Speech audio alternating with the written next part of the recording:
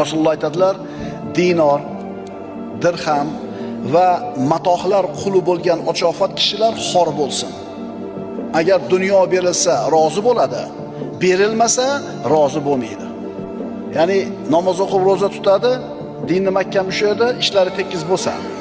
Agar ishlar ozgina xiralashib qolsa, o'sha johiliy hayotga nima qilaveradi? Qaytib olaveradi. Demak, banda shahvatlarining quli bo'ladi. Ana shu shahvatlar insonni ustida hukmronlik qilishga harakat qiladi.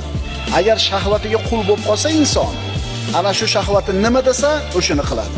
Ammo al-vajd martabasiga yetgan bo'lsangiz, shahvatlaringiz hech qachon ustingizda hokim bo'lmaydi. Xulosa, inson o'zining bashariyligini qachon yenga olar ekan? O'zining nafsini qulligidan ozod bo'la olsa. Agar nafsini qulligidan ozod bo'la olsa, eng oliy martabaga erishadi. Eng oliy martaba nima?